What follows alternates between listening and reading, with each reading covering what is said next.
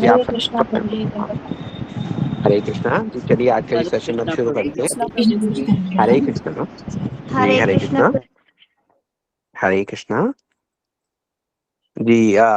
Class को अब start करते हैं। सर्वप्रथम मंगलाचरण। वंदे हम श्री गुरो श्रीयुतापद कमलम श्री गुरून् वैष्णवांश्च श्री रूपम सागर जातम सहगणा रघुनाथा वितम स्तम सजीवम साद्वैतम सावधूतम परिजना सहितम कृष्ण चैतन्य देवम श्री राधा कृष्णा पदान सहगणा ललिता श्री विशाखा वितम अज्ञानतिमिरन्दस्य ज्ञानञ्जन शलाकया चक्षुरुन्मिलितं येन तस्मै श्रीगुरुवे नमः।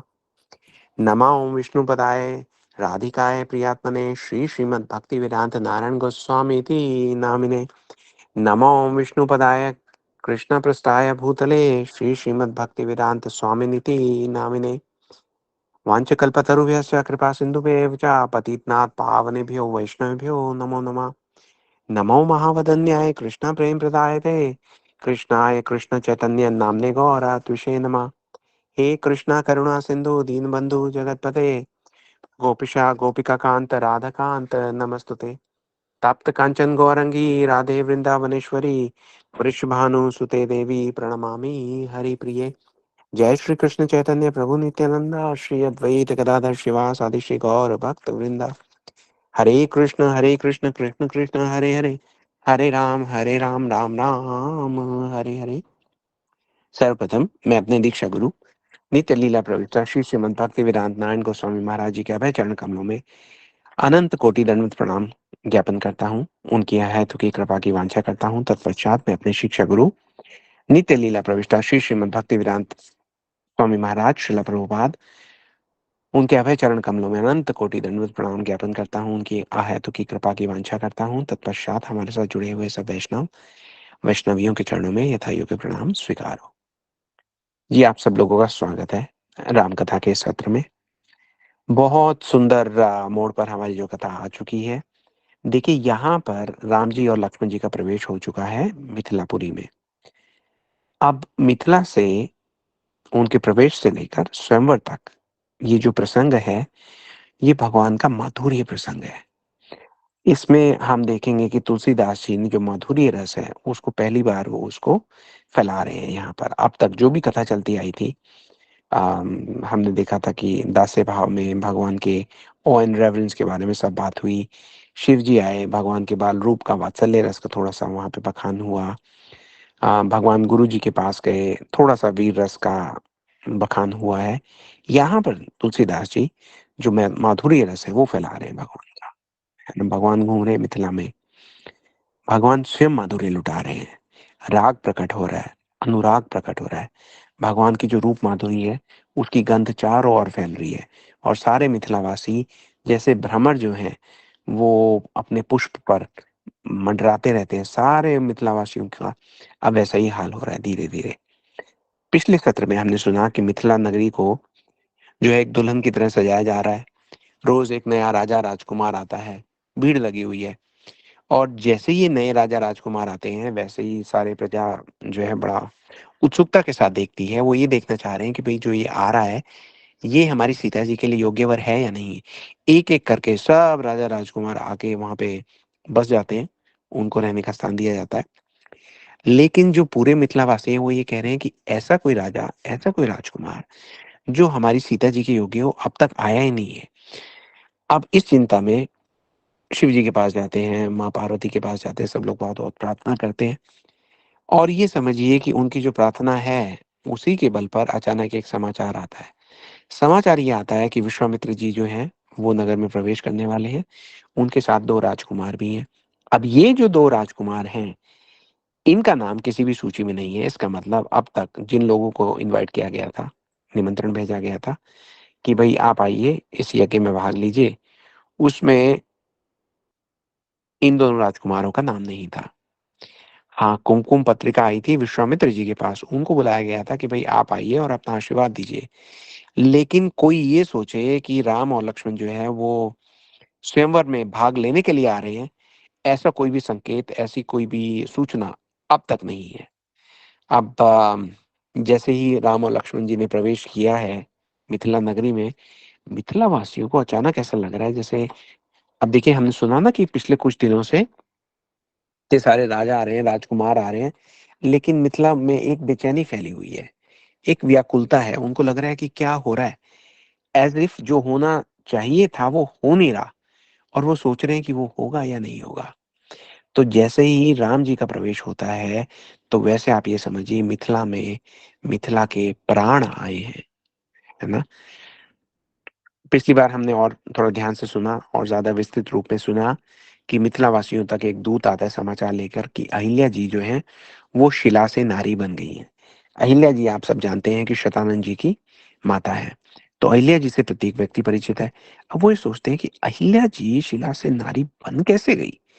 अब जब और ज्यादा पूछताछ करते हैं तो वो ये कहते हैं कि भाई कोई किशोर थे, एक बड़े दिव्य युवक थे, उनके चरणों के स्पर्श से अहिल्या जी जो है शिला से नारी बन गई।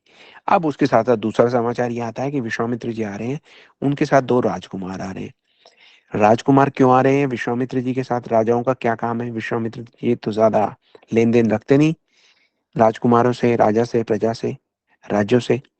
लेकिन फिर पता लगा कि ये वो दो राजकुमार हैं जिन्होंने विश्वामित्र जी की रक्षा के लिए ताड़का का वध कर दिया। अब ताड़का भी बहुत फेमस है, ताड़का को सब जानते हैं, इतनी बड़ी राक्षसी, उसका दो राजकुमारों ने वध कर लिया। और उसके पुत्रों का क्या हुआ, सुबाहु और मारीच, बोले उनका भी खेल खत्म कर दिया। अच्छा जी। तो सब लोग बड़े प्रभावित होते हैं कि ये हो कैसे गया। फिर ये बात आती है कि यही वो राजकुमार है जिनके चरणों के स्पर्श से अहिल्या जी जो है वो शिला से नारी बन गई है।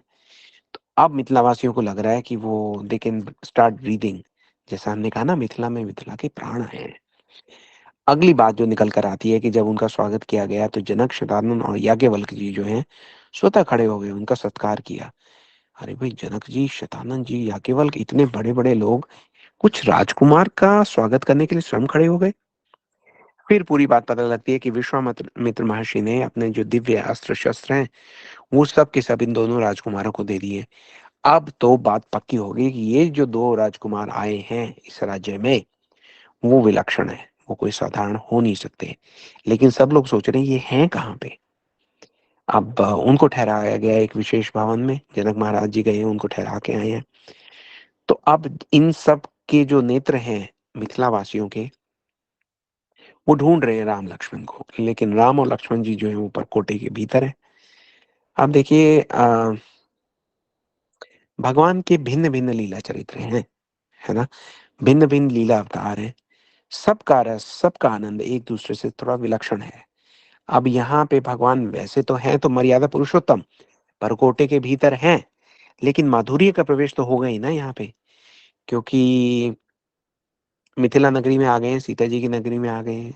किशोरी जी के आगमन की भूमिका के साथ माधुर्य का प्रवेश होना तो निश्चित है ही है। हम्म? तो इसलिए अब वो माधुर्य की जो भूमिका है वो बंध रही है। भगवान राम ने बाहर आना है। और हमने देखा सुना पिछली क्लास में कि मिथिला वासियों का जो हृदय था वो पुकार रहा है उनके दर्शनों के लिए। तो अब भगवान को अपने परकोटे से निकलना ही होगा। निकलेंगे कैसे नहीं। जीवाचार्य जो लक्ष्मण जी हैं वो ये कहते हैं कि भैया मुझे नगर देख के आना है, आप मुझे नगर दिखा के लाइए। राम जी कहते हैं विश्वामित्र जी से कि गुरु जी छोटे को, लक्ष्मण को नगर घुमा के लाता हूं मैं। विश्वामित्र जी ये कहते हैं कि आप नगर क्या घुमा के लाएंगे, है ना, आप तो जाइए, जाई देखी आहू नगरू, सुख निधान दो भाई, करु सुफल सबके नयन, सुंदर वदन दिखाई। आप तो अपने दर्शन देकर, इनके जो नयन हैं, विधाता ने नयन बनाए ही इसलिए हैं कि आप लोगों की दर्शनों की प्रतीक्षा में। जिस दिन व्यक्ति जो है अपनी आंखों से आपके दर्शन कर लेता है, आपकी भक्ति के दर्शन कर लेता है, उसके बाद उसको वापस वापस इस शरीर में आके नयन नहीं लेने पड़ते। इसका मतलब वो वापस शरीर ही नहीं लेता है। तो हमने कहा कि जाइए आप नगर के, आप क्या दर्शन करके आएंगे, नगर वासियों को आप जो है वो अपने दर्शन करा के आइए।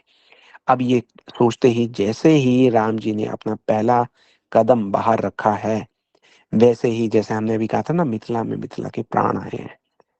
तो अब बाहर आए तो सबसे पहले उनको कुछ बालकों ने देखा। तो ये जो बालकों का झुंड है, उसने जब देखा कि अरे राम जी आ गए, तो बालक तो ऐसे हो गए बिल्कुल मंत्र मुग्ध, एकदम आकर्षित हो गए। पीछे पीछे राम जी की पीछे, मतलब अपने माँ बाप, घर वासियों को, दोस्तों को, खेल को, सबको छोड़ के उन्होंने बस केवल एक दृष्टि डाली और उनके साथ लग लिए। हम्म। बालक वृंद देई देखी अति शोभा, लगे संग लोचन मनु लोभा। उनके जो नेत्र हैं और जो मन है, वो भगवान की माधुरी पर लुभा गए हैं। भगवान की जो सौंदर्य है, एकदम सहज जो शोभा है, उसको देख के उनके जो मन थे वो सब भगवान के चरणों में गिर गए और वो बच्चे पीछे पीछे उनके लग लिए। अब उसके बाद वहां पे जैसे ही दोनों भाई मिथिला में भ्रमण कर रहे हैं, तो उनके रूप का थोड़ा सा वर्णन कर रहे हैं गोस्वामी तुलसीदास जी। वो ये कहते हैं, पीत बसन परिकर कटि बाथा, चारु चाप सग सोहत हाथा, तन अनुहरत सुचंदन खोरी, श्यामल गौर मनोहर जोरी। वो ये कहते हैं कि दोनों भाइयों ने पीले रंग के वस्त्र डाल रखे हैं, कमल के दुपट्टे में, सॉरी, कमर के दुपट्टे में तरकस बांधे हुए हैं, हाथों में सुंदर धनुष बाण सुशोभित है। दोनों भाई, एक श्याम वर्ण का और एक गौर वर्ण का। श्याम वर्ण के राम जी, गौर वर्ण के लक्ष्मण जी। इनके जो शरीर हैं वो ऐसा लगता है कि सुंदर चंदन की खीर लगी हुई है, खौर लगी हुई है।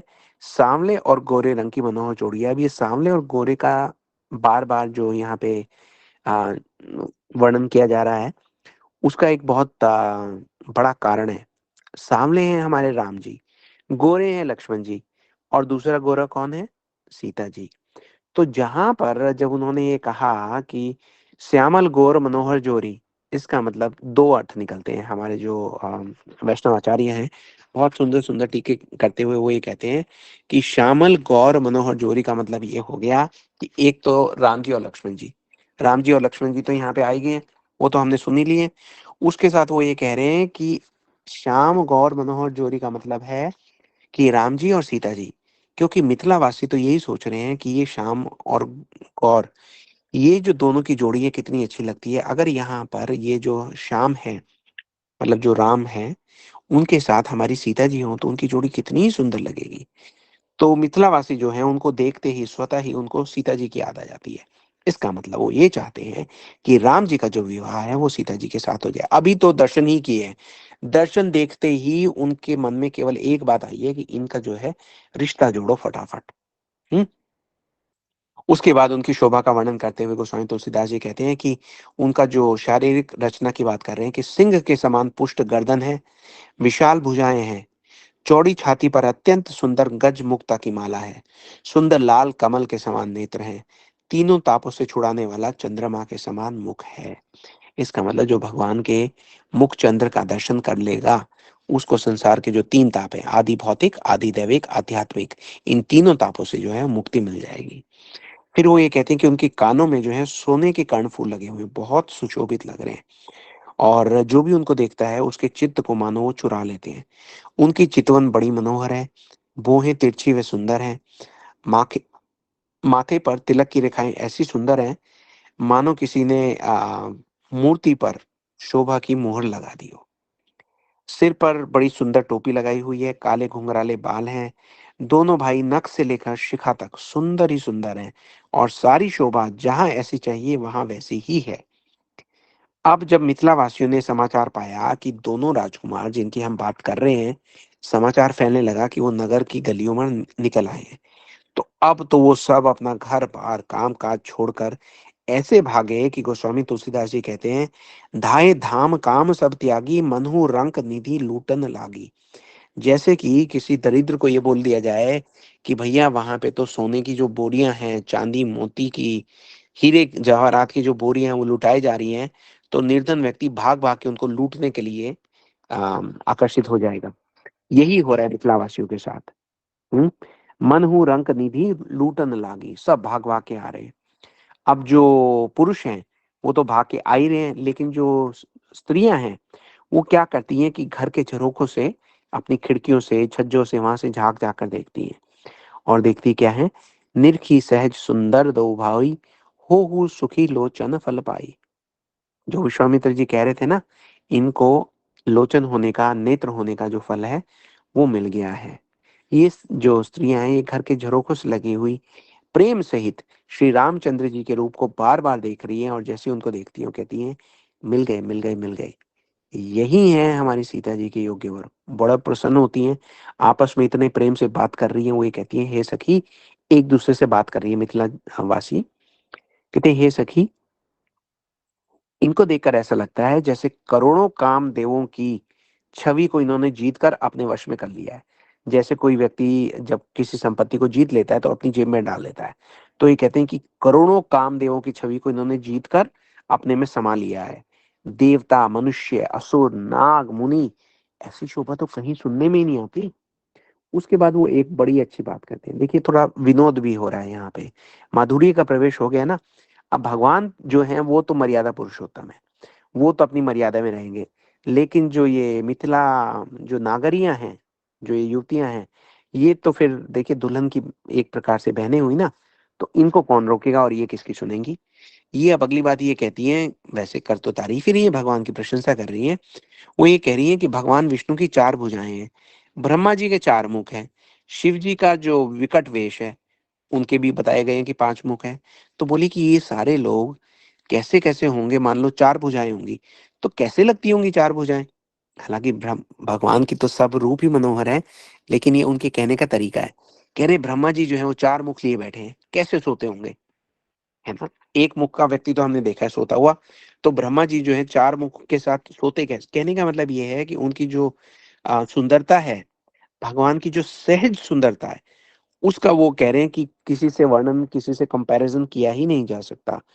हे सखी, दूसरा कोई भी तो ऐसा देवता नहीं है जिसके साथ इस छवि की उपमा दी जाए। कहते हैं, और इनकी अवस्था देखिए, किशोर अवस्था है, सुंदरता के धाम है, इनके अंग अंग पर करोड़ों अरबों कामदेवों को निछावर कर देना चाहिए। अंग अंग पर वारही, कोटि कोटि सत काम। कहु सखी असको तनुधारी, जो न मोह यह रूप निहारी। को सब प्रेम बोली मृदुबाणी, जो मैं सुना सो सुनहु सयानी। वो ये कहते हैं कि ठीक है, आप ये तो हो गए, आपने ये तो सुन लिया कि भाई ये कौन है, ठीक है। उसके साथ साथ मैं आपको एक दो और बातें बताती हूँ इनका परिचय देने के लिए। ए दो दशरथ के ठोटा, बाल मरालनी के कल जोटा। ये दोनों के दोनों जो राजकुमार हैं, ये दशरथ जी के पुत्र हैं, और ये बाल राजहंसों का सा सुंदर जोड़ा है। करी कौशिक मख के रखवारे, जिन रन अजिर निशाचर मारे। बोले ये वही हैं जिन्होंने विश्वामित्र जी के यज्ञ की रक्षा की है। अब ये सुनकर तो सब चौंक गए, है ना। देखिए चल रहा है माधुर्य, लेकिन उसमें यहाँ पे वीर रस का थोड़ा सा प्रवेश हो रहा है। और देखिए जो सौंदर्य है, जो माधुर्य है, जो श्रृंगार रस है, उसकी पुष्टि भी वीर रस से ही होती है, क्योंकि वीर रस का मतलब भगवान श्री राम, और सौंदर्य श्रृंगार रस का, माधुर्य का मतलब श्रीमती सीता जी। तो वो ये कहते हैं कि ये जो है मुनि विश्वामित्र जी के यज्ञ की रक्षा करने वाले यही राजकुमार हैं।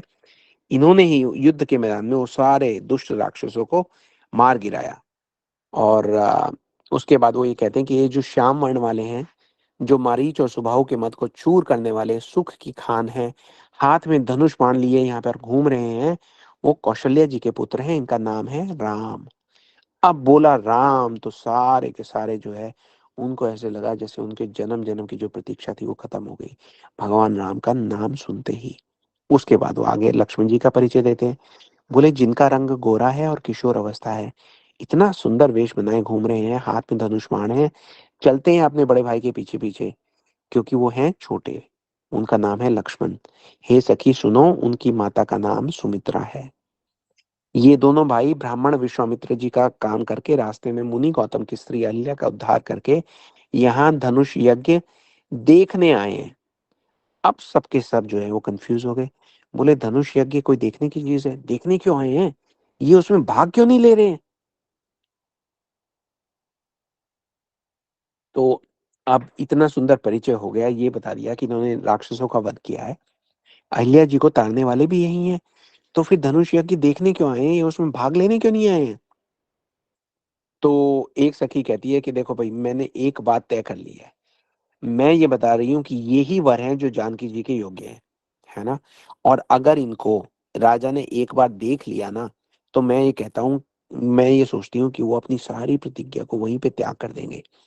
कहेंगे छोड़ो धनुष को, सीधा सीधा विवाह करो, इनसे अच्छा वर कहाँ मिलेगा। हम्म। लेकिन दूसरी सखी उनके साथ बहस करती है, कहती नहीं नहीं, पता नहीं ऐसा होगा कि नहीं होगा, क्योंकि मैंने ये सुना है कि राजा से मिल चुके हैं, राजा ने इनको पहचान भी लिया है ना, और इनका सम्मान भी किया है। लेकिन हमारा जो राजा है ना, वो बहुत बड़ी समस्या है। अपने राजा के बारे में बात करिए, जनक जी के बारे में। बोली क्यों, समस्या क्यों है? बोली समस्या ये है कि अपने प्रण के पीछे पड़ा हुआ है हमारा राजा, है, होनहार के वशीभूत होकर हठ पूर्वक अविवेक का ही आश्रय लिए हुए है, प्रण पर अड़े रहने की मूर्खता नहीं छोड़ता। राजा जनक जी के बारे में कह रही है। वही कह रही भाई मूर्खता ही तो है। जब राम जी के दर्शन कर लिए तो राजा जनक को चाहिए कि जो भी बाकी राजा राजकुमार आए उन सबको बुलाए, उनके आगे हाथ जोड़े और उनके बोले कि भैया हमारा तो काम हो गया, हमें अपनी पुत्री के लिए जो वर चाहिए था वो हमारी तलाश पूरी हुई, आप सब लोग अपने अपने घर जा सकते हैं, डिनर कर लीजिए और घर जाइए।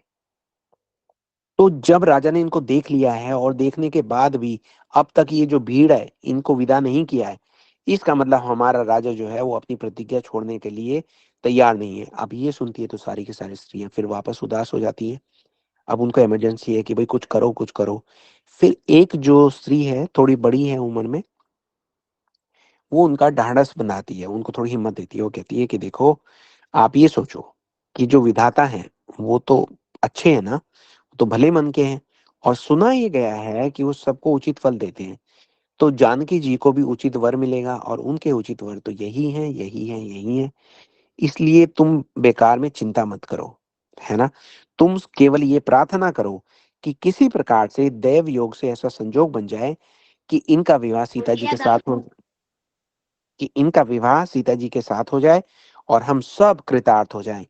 वो ये कहते हैं कि मैं तो ये सोच सोच कर इतनी मुझे प्रसन्नता हो रही है कि अगर इनका विवाह सीता जी के साथ हो गया तो सीता जी के साथ ये बार बार यहाँ पे आया करेंगे। सीता जी तो हर त्योहार में, होली में, तीज में आएंगे ना घर पे, तो उनके साथ ये दोबारा आएंगे, तो हमें इनके दर्शन करने को बार बार मिलेंगे। हमें तो ये इनके दर्शन इसी कारण मिल सकते हैं कि हम उस नगर के वासी हैं जहां पर सीता जी रहती हैं, है ना। देखिए बहुत बड़ा तत्व यहाँ पे प्रकट हुआ है। इसको क्लास के बाद हम 2 मिनट इसके बारे में चर्चा करेंगे कि भगवान के साथ हमारा संबंध भक्ति और भक्तों के नाते से ही हो सकता है। ठीक। तो दूसरी कहती हाँ ये बात तो तुमने बहुत अच्छी कही कि अगर इनका विवाह हो जाए तो उसमें सबका A to Z सबका परम हित है। फिर कोई जो है वो दोबारा आ गया, देखिए कभी सुख है उनके चित्त में तो कभी विषाद जो है वो प्रवेश कर रहा है। ये सारी चीजें जो है ना, ये उनके जो प्रसन्नता है, भक्तों का जो सुख है, उसमें वृद्धि करती है जब चिंता भी आती है। ठीक जैसे उन्होंने कहा कि ऐसा हो जाए, तो दूसरी सोचने लगी कि ज्यादा मत कहो तो कहीं नजर ना लग जाए। बोले हाँ, फिर सारी की सारी चुप हो गई। फिर एक और बोली, बोले प्रण तो ठीक है लेकिन ये जो राजा वाली बात है कि वो अपना प्रण छोड़ने को तैयार नहीं है, मुझे तो उसकी बड़ी चिंता हो रही है। क्योंकि जो शंकर जी का जो धनुष है बहुत कठोर है। और ये देखो ना ये राजकुमार कैसे हैं, ये तो कितने कोमल शरीर के हैं। सब अब दोबारा से वापस टेंशन में आ गए, सबको दोबारा चिंता हो गई कि हाँ ये बात तो ठीक है, पिनाक धनुष तो बहुत बहुत कठोर है, और ये सांवले राजकुमार जो हैं कितने सुंदर कितने सुकोमल दिखते हैं, है ना। वो धनुष, कठोर धनुष को हाथ लगाएंगे तो इनके जो हाथ हैं उनको भी कोई कष्ट ना हो, ऐसा सोच रहे हैं। अब सब के सब वापस असमंजस में पड़ गए, है ना। तो अब उनको देखकर एक जो वहां पे नागरी थी वो बेचारी दोबारा बोली। वो ये कहती है कि नहीं नहीं, तुम मेरी बात ध्यान से सुनो, मैं तुम्हें बताती हूँ, घबराने की कोई आवश्यकता नहीं है। जैसे उसने कहा कि सबका हृदय उस तरफ घूम गया। बोले हाँ बताओ बताओ, हमारी घबराहट को दूर करो, कुछ करो, हमें ये बताओ कि भगवान जो है वो हमारे मन की इच्छा को पूर्ण करेंगे। वो ये कहती है सुनो ध्यान से, जिनको आप ये कह रहे हैं कि वो छोटे हैं, अभी तो किशोर हैं, कोमल शरीर के हैं, इनके संबंध में ऐसा सुना गया है कि ये देखने में तो बड़े छोटे हैं लेकिन ये बहुत वीर हैं, बहुत बलशाली हैं, इनका प्रभाव बहुत बड़ा है। तो सारे कहने लगे अच्छा। कहते तुम खुद सोचो ना, जिनके चरण कमल की धूलि का स्पर्श पाकर अहिल्या तर गई, अहिल्या ने तो बड़ा भारी पाप किया था। तो बोले कि जब अहिल्या को, शिला को इन्होंने वो बना दिया, नारी बना दिया, तो क्या ये शिव जी का धनुष नहीं तोड़ पाएंगे? हैं, तुम क्यों विश्वास जो है वो छोड़ती हो? यह प्रतीति परिहरी न भोरे, इस विश्वास को भूल कर भी छोड़ना नहीं चाहिए। अब सबकी हिम्मत वापस बन गई। हम्म। वो ये कहती है, जेहि बिरची रचिसिए सवारी तेहि श्यामल बरु रचई बिचारी, तासु बचन सुनी मन हर्षानी, ऐसे ही हो कही मृदुबानी। सब लोग जो है बड़े प्रसन्न हो गए कि हाँ बात तो ठीक है, जिसने सीता जी को इतनी चतुराई से रचा है, हमारी सीता जी जो है, सीता जी के बारे में सब प्रशंसा तो अब क्या कहा जाए, शब्द ही नहीं होते हैं। तो ये कहते हैं कि उसी विधाता ने विचार करके उनके लिए इस सांवरे वर को भी रचा है। अब जिसने ये उनकी बात सुनी, सब बहुत खुश हो गई और बोलने लगी कि ऐसा ही हो, ऐसा ही हो, ऐसा ही हो। तो अब ऐसा ही होते होते वो देख रही है कि भाई जो दोनों कुमार है वो जा रहे हैं। अब उन्होंने थोड़ा मुकुट डाला हुआ है ना, तो उनका जो मुख का दर्शन उनको ठीक से हो नहीं रहा। अब देखिए, भगवान तो है मर्यादा पुरुषोत्तम, लेकिन मर्यादा पुरुषोत्तम पुरुषोत्तम भगवान राम से भी ये जो सीता जी के नगर की नागरियां है ना, वो देखिए किस प्रकार से उनके साथ विनोद कर सकती हैं।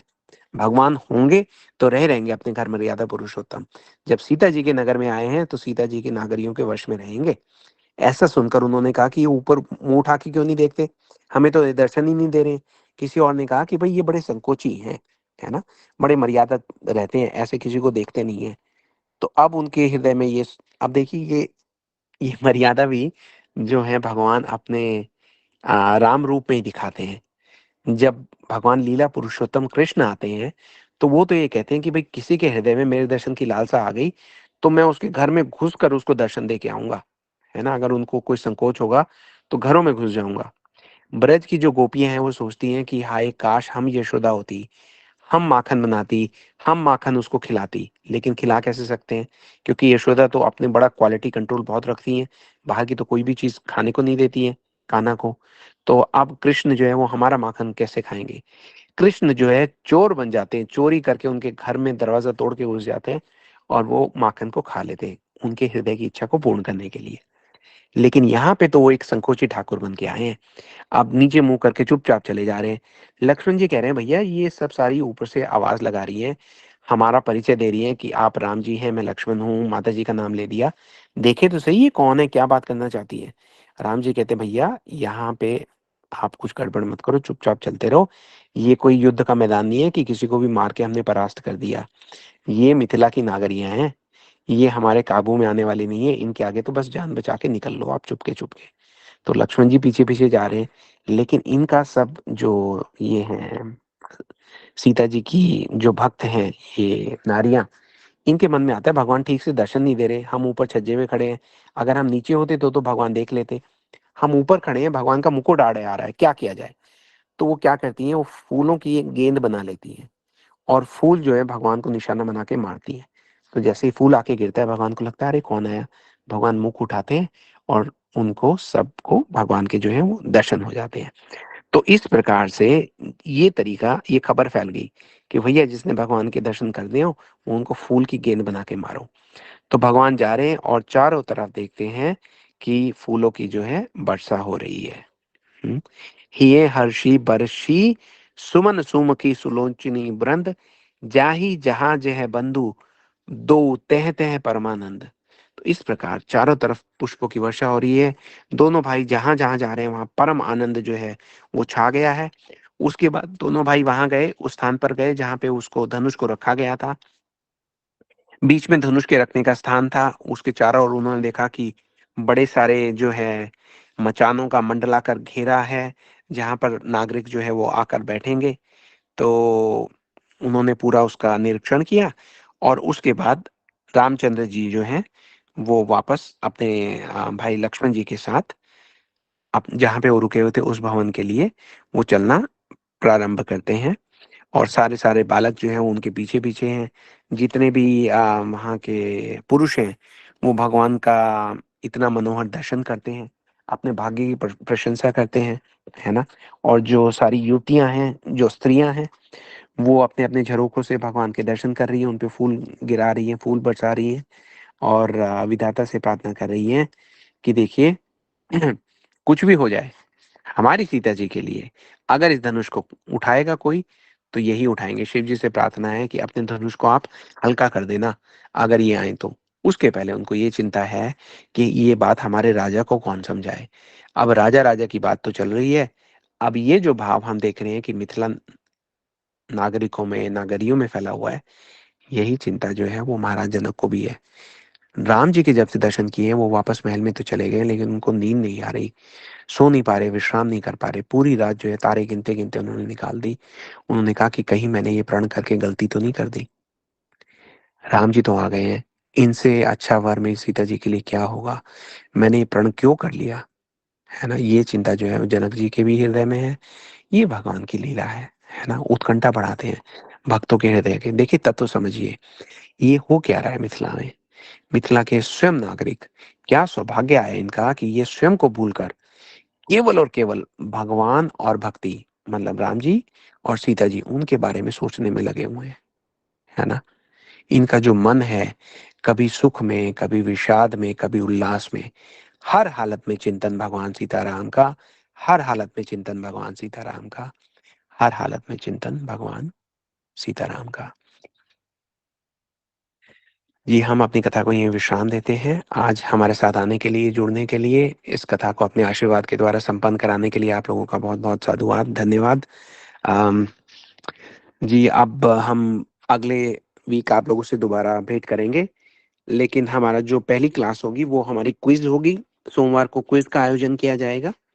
जी, इस वीकेंड पे जी मुझे कहीं विदेश यात्रा पे जाना है, लेकिन जहाँ भी हम रहेंगे वहाँ से कथा के समय हम उसका कथा का संचारण करते रहेंगे। उसमें कोई आपको बाधा नहीं आएगी। तब तक आप अपनी तैयारी कर लीजिएगा। क्विज जो हम रखते हैं वो अब मंडे को होगी, और ट्यूसडे से हम क्लासेस जो हैं वो वापस शुरू करेंगे। अगली जो हमारी क्लास होगी उसमें हम देखेंगे कि किस प्रकार से इस लीला में पहली बार भगवान राम जो है वो सीता जी के दर्शन करते हैं। तो बहुत बहुत मधुर जो है वो दृश्य है। तुलसीदास जी ने बहुत विवरण दे के लिखा है, माधुर्य को उन्होंने बहुत सुंदर तरीके से उभारा है।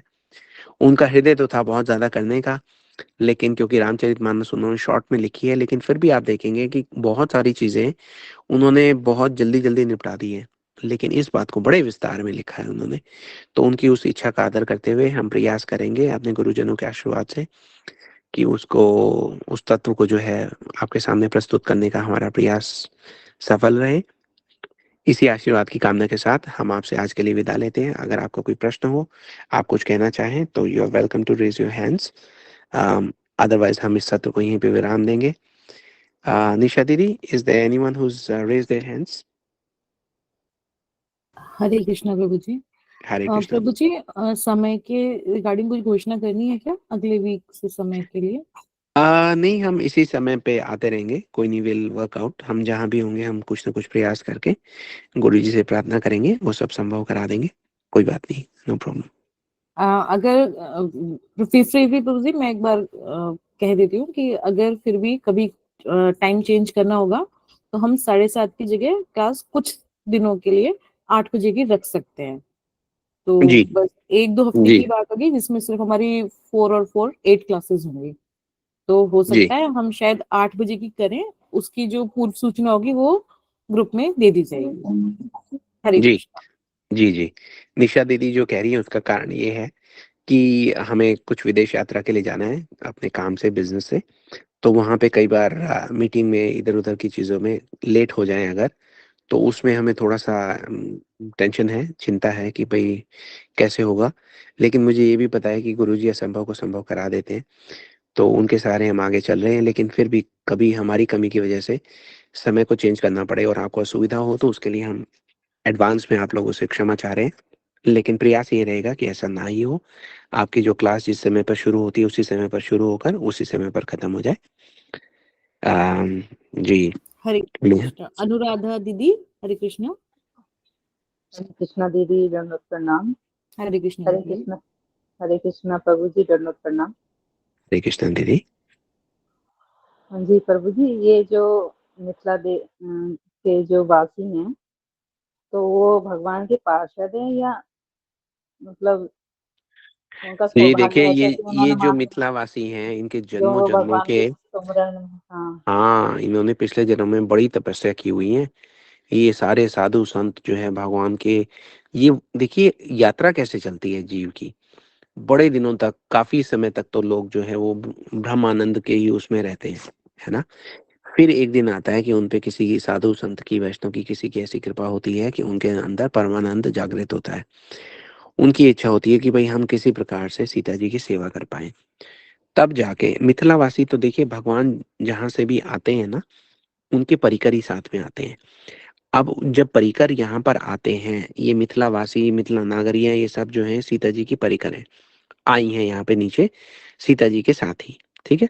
उसी प्रकार से जो अयोध्या में भगवान के सारे परिकर हैं, भगवान साकेत से उनको लेके आए हैं। एक तो वो ओरिजिनल है, उसके साथ साथ जो यहाँ के सब साधु मुनि इस जगत के जो थे, जो बड़ी तपस्या कर करके उनकी योग्यता ऐसी हो गई थी कि भाई भगवान की लीला के वो दर्शन करने को की अभिलाषा उनकी पूर्ण हो, तो उनकी आत्माओं को भी इनके शरीर में शरण मिली है। ठीक है।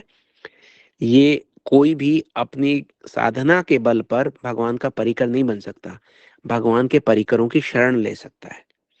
तो ये, और यही हुआ था भगवान कृष्ण लीला में भी, यही होता है राम लीला में भी यही होता है। कृष्ण लीला में भी जैसे भगवान ने कहा कि चलो सब देवी देवता जो है जाकर ब्रज में जन्म लेना शुरू करो, तो देवी देवताओं की कहाँ से इतनी योग्यता होगी कि वो ब्रज में जन्म ले लें।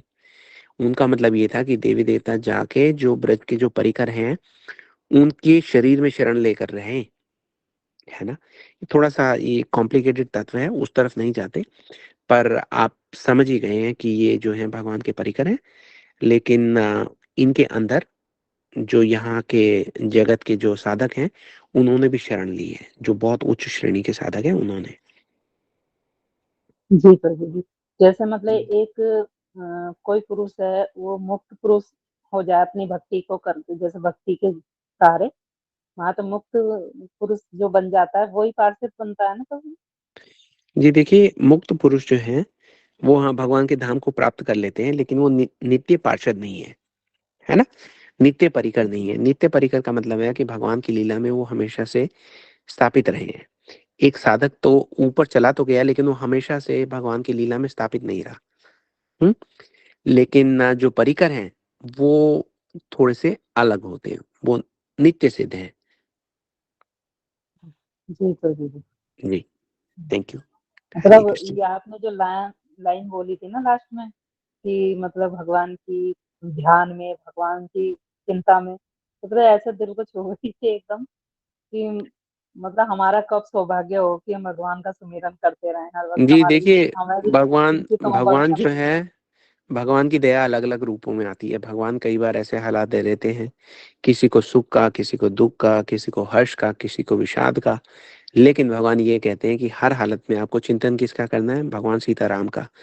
गुरु जी ये कहते थे कि आप जिस भी, अगर आपके मन में एक सिंसियर भाव है, सही में आप भगवान की भक्ति करना चाहते हैं, तो आप ये समझ लीजिए कि आप जिस भी हालात में आपको रखा गया है, वो भगवान ने दया करके आपको वो हालात दिए हैं ताकि आप भगवान की भक्ति कर सके। काफी लोग इस संसार में समझते हैं कि ओहो, भक्ति तो हम सुख में जाके करेंगे, सुखी रह के तो कर ही नहीं सकते। गुरुजी ने तो यहाँ तक कह दिया है कि जब भी हम साधन भक्ति में आगे बढ़ेंगे, तो हमें किसी न किसी जन्म में तो इतना त्याग करना पड़ेगा जितना रघुनाथ दास गोस्वामी जी ने किया था, तभी हम भक्ति में आगे बढ़ पाएंगे। तो सोच लो, अब रघुनाथ दास गोस्वामी जी का त्याग, उसके बारे में क्या कहा जाए। हमारे पास तो योग्यता ही नहीं है उनका नाम लेने की भी। तो मतलब ये है कि त्याग तो करना ही पड़ेगा। हम छोटे छोटे दुखों से जो इतना बिविल्डर्ड हो जाते हैं, हम उनसे घबरा जाते हैं। तो गुरुजी ये कहते हैं कि ये भगवान ने आपको अपनी तरफ पास लाने के लिए आपको वो हालात दिए हैं जिससे आप पास आ सके। हम ये सोचते हैं कि हम समुद्र में स्नान करने तब जाएंगे जब समुद्र शांत हो जाएगा। अभी तो लहरें आ रही हैं, ये लहरें तो कभी शांत होंगी ही नहीं। एक शरीर, दूसरा जन्म, दूसरा शरीर, तीसरा जन्म, तीसरा शरीर, पुनरपि मरणम, पुनरपि जन्मम, पुनरपि जन्नी जठरम शयनम। बस इसी में लगे हुए हैं हम, उनसे निकल नहीं सकते। निकलने का प्रयास करने के लिए वैष्णव जन आते हैं, इतना समझाते हैं हम। देखिए, अब कल एकादशी है। एकादशी जो है, इतना विलक्षण अवसर है हमारे पास, ये जन्म और मृत्यु का जो साइकिल है उसको बंद करने का। कितना आसान है, हमारी हेल्थ के लिए भी अच्छा है ना, हमारे संयम के लिए भी अच्छा है, हमारी भक्ति के लिए भी अच्छा है, हर प्रकार से अच्छा ही अच्छा है। लेकिन फिर भी काफी लोग हैं जो उसका पालन ठीक से नहीं कर पाते। तो भगवान जी जो है वो प्रभु। हमें अवसर तो दे ही रहे हैं, हर हालात में चिंतन करने का भगवान सीताराम का। हम उन अवसरों को पहचाने, हम ये ना समझे कि दुख है, ये दुख की पैकेजिंग में भगवान की भक्ति का अवसर है। जी प्रभु जी। हम्म, जी बहुत बहुत धन्यवाद प्रभु जी। जी हरे धन्यवाद कृष्ण, दीदी। धन्यवाद। हरे हरे कृष्णा, धन्यवाद, प्रणाम। हरे कृष्णा। किसी और का कोई प्रश्न है? क्योंकि अब किसी का हैंड रेज नहीं है। ठीक है प्रभु जी, हम अभी किसी का हैंड रेज नहीं है जी ठीक। तो तो हम कथा को विराम कर सकते हैं। जी हम आज की इस कथा को यहीं पे विराम देते हैं। एक बार दोबारा आप लोगों का बहुत बहुत धन्यवाद, साधुवाद। हरे कृष्णा, जय श्री प्रभु जी राम। हरे कृष्णा, दंडवत हरे प्रणाम। हरे अनंत दंडवत कोटि प्रणाम। दंडवत प्रणाम। जी आप सब लोगों को धन्यवाद प्रणाम।